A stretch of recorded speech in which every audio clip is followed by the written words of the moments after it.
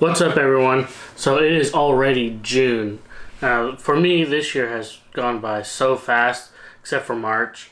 That month just seemed to just drag on so slow. But other than that, the past couple months have just kind of sped through. So many things have changed or happened since our last video. As you can see, I got a haircut. I decided to just chop all my hair off. I was tired of dealing with it. It was getting hot. My son was pulling on it. I just decided to cut it all off. I am donating it. It was probably about 15 or 16 inches of hair. I plan on sending it to Wigs for Kids or something like that. So I am donating it. For those of you who are just now joining in the flip challenge, I'll just kind of give you a rundown of what it is. So my friend Justin and I decided to kind of do a challenge for 2020.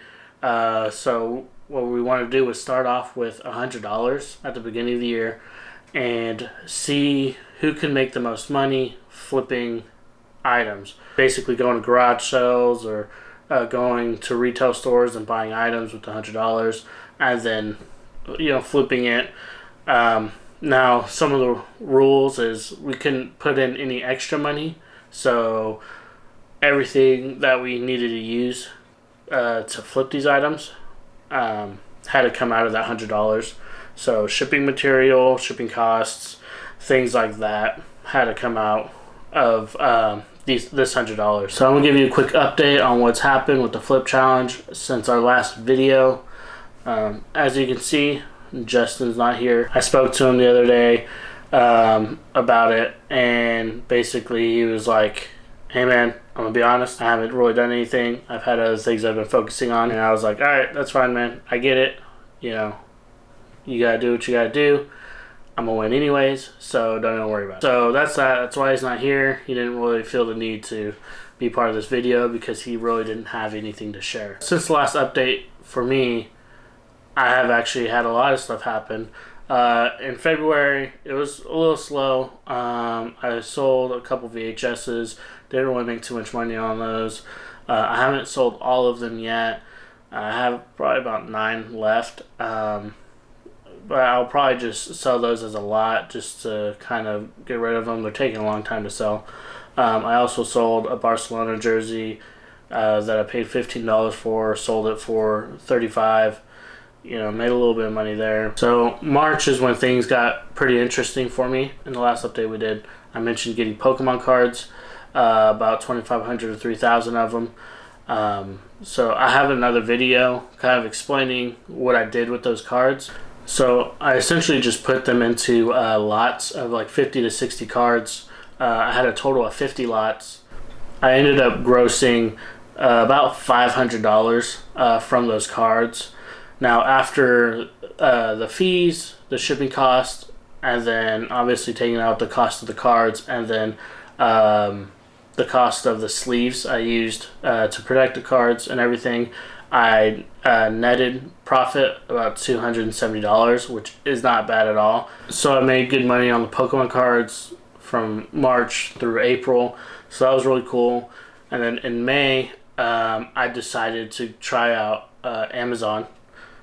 Being an Amazon seller. So I did some research on that, decided to do Amazon FBA. So I started sourcing products for that. I also had some personal items just sitting around, not doing anything. And based on the rules, I looked up how much they're going for and then basically paid myself half.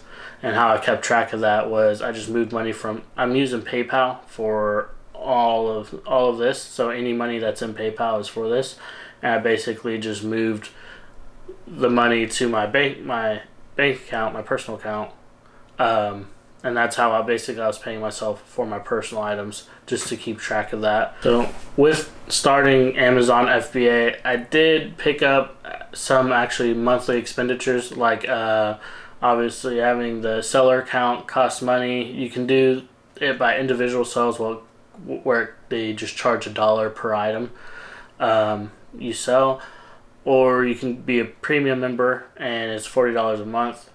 I decided to go premium. I just read some of the benefits of being a premium seller, and I just felt like it was worth it. I might as well just go all in. So that's a monthly cost, not monthly expense.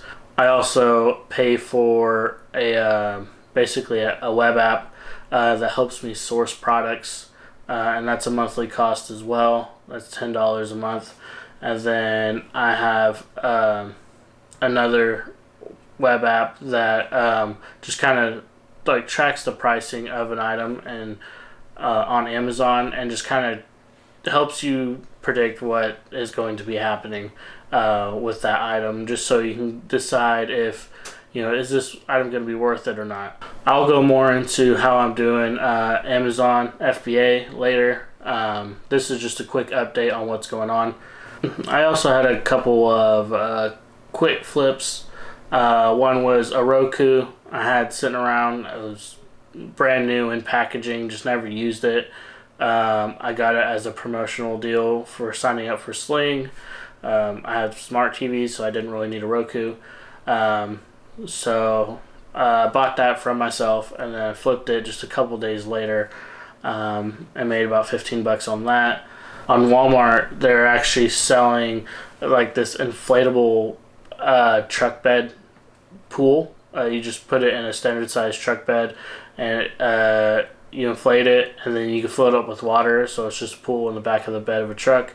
It looked pretty cool.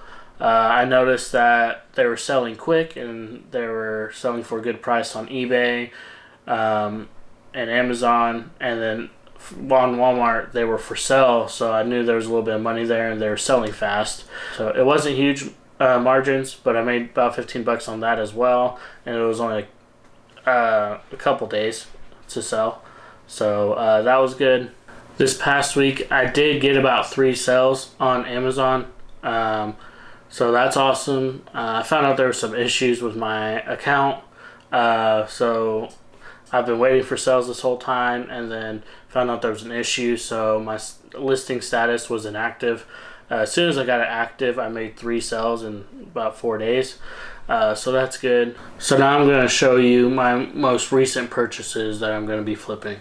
So my most recent purchase was sports cards. I don't know much about them, but I know there's some money in those, so I decided to pick some up. So I've got this box of about 800 plus baseball cards, and they were all sleeved. The person I bought them from said they were sleeved when he got them. I'm not 100% sure on that, but they do look like they're in great condition and very well taken care of, so that's nice. I kind of went through them at a glance and put them by player, and I just kind of just label them so that I know which players where. I don't know much about these baseball cards, or baseball cards in general, of what's valuable, what's not. I know I've got some Ken Griffey Jr. cards, some McGuire cards, things like that. And I know some of their cards are valuable. I just don't know if I have any of the valuable ones. So I'm going to be going through this. I do have a friend who knows a guy who's really into sports cards, so I'm thinking about reaching out to him, seeing if he can take a look at these, or just kind of tell me what to look for, or tell me which ones are valuable, just so I can kind of learn it. So I picked those up for $40. I also bought some football cards.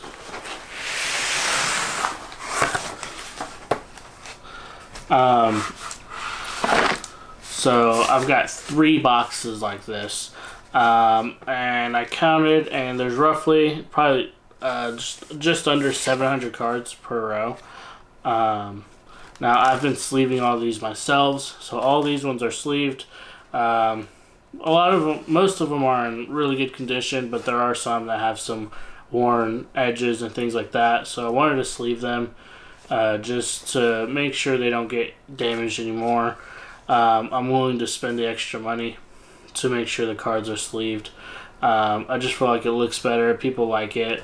So I'm estimating I have close to 4,000 football cards. Again, I don't know which ones are more valuable than others. I don't even know which brands are more valuable than others. But I figured this was going to be a good learning experience. I got these football cards for $30, so I feel like I should at least be able to make my money back on this. There are a few things that I am waiting to pick up. There's a guy I used to work with. He's a friend of mine. I remember him mentioning he had Pokemon cards before, so I reached out to him because we were talking, and I was like, hey, I know you mentioned you had Pokemon cards. What are you doing with them? He was like, oh, I ain't doing anything with those. And he's like, they're just sitting here. I collected them when I was younger, and I kept them. He's like, but I don't feel like going through them. He's like, so you can have them. So he's actually giving his Pokemon cards to me, as well as I found out he used to collect baseball cards and basketball cards. So he's like, man, I'll give you all those. He's like, they're just sitting here.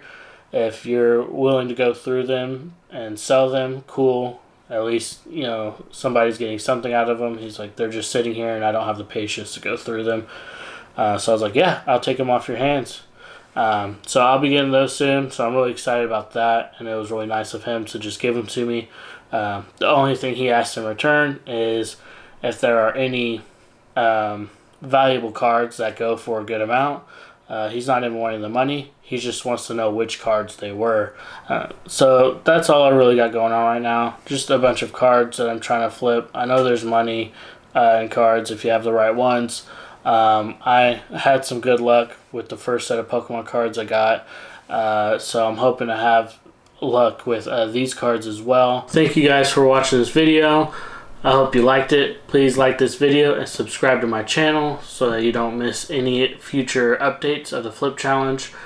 Also, I do have periodic posts on Twitter about my Flip Challenge, my flips and things like that. So just follow me there at Eric Nickerson, and you'll just be a little bit more up to date on what's going on with my flips personally and my Amazon FBA.